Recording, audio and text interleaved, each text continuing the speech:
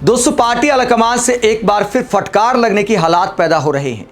तो क्या कंगना रनौत बीजेपी को ही तेवर दिखाने लगी हैं? कंगना रनौत ने सुधीर चौधरी के साथ इंटरव्यू में क्यों बोला कि मैं किसी की पपेट नहीं हूं? पार्टी आलाकमान को क्या मैसेज दिया वो आगे आपको दिखाएंगे। पहले बाबा रामदेव की एक बार फिर क्यों धज्जियां उड़ाई हैं और बाबा रामदेव का बार बार मजाक उड़ाना, बाबा रामदेव के व्यापार पर सवाल उठाना क्यों कंगना की मुसीबत बढ़ा सकता है, इस बात का विश्लेषण करेंगे। सुधीर चौधरी ने जब यह सवाल पूछा कि बाबा रामदेव तो सनातनी हैं, ठीक है, राहुल गांधी पर आप टारगेट करती हैं, कृति सेनन पर टारगेट करती हैं, इसके अलावा और भी बहुत सारे लोगों का नाम लिया सुधीर चौधरी ने और कहा कि उन पर टारगेट करती हैं तो समझ आता है, लेकिन बाबा रामदेव तो सनातनी है, वो आप पर क्यों टारगेट कर रहे हैं और आप उन पर क्यों टारगेट कर रही हैं? तो उसके बाद कंगना रनौत क्या कहती हैं? कंगना रनौत ने बाबा रामदेव की व्यापार पर सवाल उठाते हुए क्या बोल दिया? हालांकि मुझे लगता है कि काफी सच बोल दिया है कंगना रनौत ने। क्या बोला कंगना ने? बाबा रामदेव पर चमगादड़ वाला कमेंट करते हुए क्या कहती है कंगना? कहती है कि रामदेव जैसे लोग हैं, जब उनका स्वदेशी वाला दौर चला था उस टाइम पर काफी सरकार ने उनको प्रोत्साहित किया, लेकिन मैं सोचती हूं कि वो कैपिटलिज्म में बहुत ज्यादा आगे चले गए, क्योंकि सनातनी जो एक विचारधारा है वो एक वक्त के बाद कैपिटलिज्म से भी क्लैश करने लग जाती है। आप अभी देखिए कितनी जनता की जो लैंड उन्होंने ग्रैब कर ली, लोग बिलख रहे हैं। तो बाबा रामदेव पर जमीन हथियाने का आरोप लगाती कंगना रनौत। हालांकि कई लोगों पर ऐसी बातें बोलने को लेकर बाबा रामदेव एक्शन ले चुके हैं, किसी को कानूनी नोटिस भेज देते हैं, तो क्या कंगना को भी भेज पाएंगे? मुझे इस बात में डाउट लगता है, क्योंकि कंगना बीजेपी की सांसद हैं। बाबा रामदेव एक आध बार जरूर पीएम मोदी का नाम लेकर सरकार को आईना दिखा देते हैं कि सरकार को यह करना चाहिए, लेकिन उसके बाद अगले दिन बयान से पलट जाते हैं, बताने लगते हैं कि मोदी सरकार में इतना कुछ अच्छा हो रहा है, विपक्षी नेताओं को बुरा भला कहने लगते हैं, राहुल गांधी को टारगेट करने लगते हैं, बाकी नेताओं को टारगेट करने लगते हैं, जो इस बात को दिखाता है कि मोदी सरकार से सीधा भिड़ने में बाबा रामदेव को डर लगता है।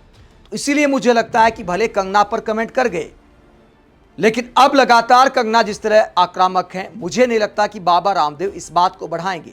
हाँ, पार्टी से जरूर शिकायत कर सकते हैं। कंगना आगे क्या कहती हैं? बाबा रामदेव के व्यापार पर क्या कहती हैं?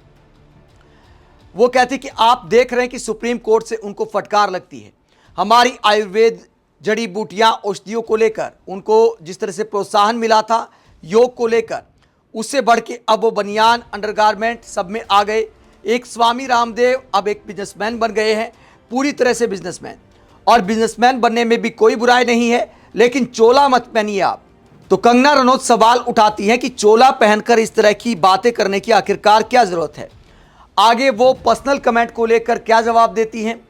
वो कहती हैं कि वो तो मुझसे ऐसे भी नाराज हैं। उनसे जब किसी ने कुछ पूछा कि भाई आप कंगना के बारे में क्या कहते हैं, तो उन्होंने प्रोटेस्टर्स को गटर छाप बोला। तो उन्होंने कहा कि उनका बचपन देखा था क्या, उनकी जवानी देखी थी क्या? तो क्या बाबा रामदेव मेरे बेडरूम में चमगादड़ बन के लटका हुआ था? उसने देखा क्या था? क्या देखा? मुझे समझ नहीं आ रहा, ऐसा क्या देखा? बताना चाहिए था ना, क्या देखा आपने? तो चमगादड़ वाला कमेंट करते हुए बाबा रामदेव पर तू तड़ाक की भाषा पर उतर आती है कंगना रनौत। उसने देखा था, चमगादड़ बन के लटका हुआ था। तो इस तरह की भाषा का जब इस्तेमाल हुआ है, मुझे लगता है कि बाबा भी इस बात को हल्के में तो नहीं जाने देंगे। अब सीधा सीधा तो बोलेंगे नहीं, क्योंकि अगर वो बोलेंगे और कंगना लगातार उनके व्यापार पर कमेंट करती रहेंगी, पतंजलि को लेकर बोलती रहेंगी, तो फिर बाबा की मार्केट भी खराब हो सकती है। इसलिए बाबा कंगना के सवालों से बचने लगते हैं।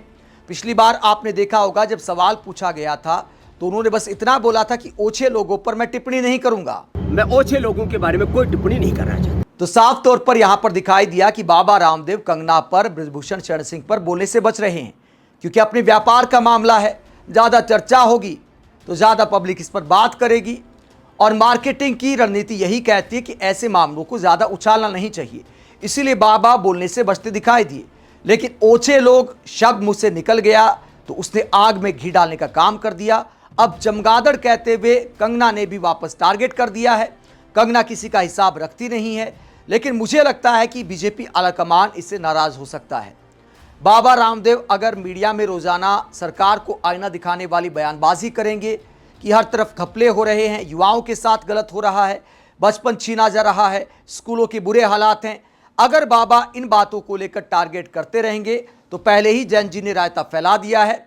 ऐसे में अगर बाबा रामदेव भी अटैक करते रहेंगे तो सरकार की टीआरपी पर, लोकप्रियता पर असर पड़ता है।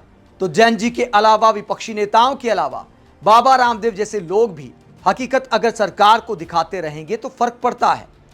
इसलिए बाबा रामदेव को हो सकता है किसी का फोन गया हो, उसके बाद के बयान आपने सुने होंगे बाबा रामदेव के, तो विपक्ष को ज्यादा सुना रहे हैं सरकार की बजाय।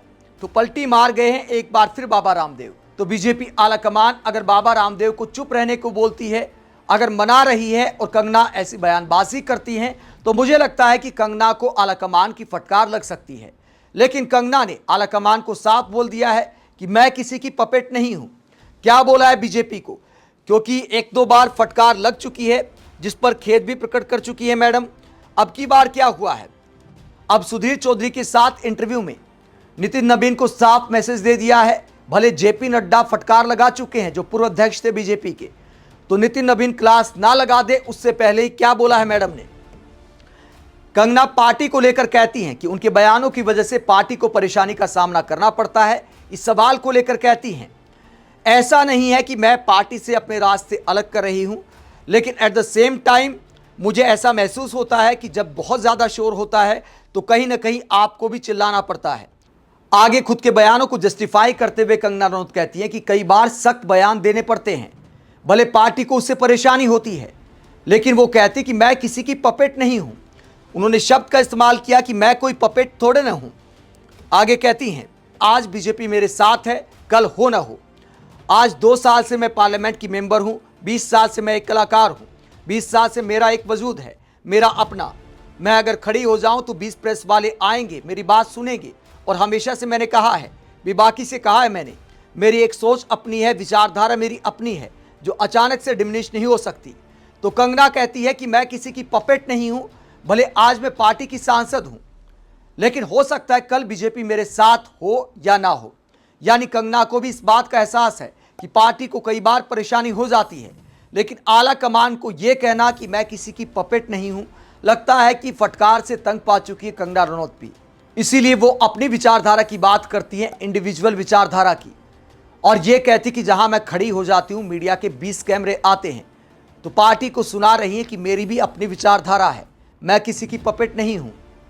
आप इस पूरे मुद्दे को लेकर क्या सोचते हैं, कमेंट बॉक्स में अपनी राय जरूर दें। साथ ही चैनल को सब्सक्राइब भी करें। नमस्कार।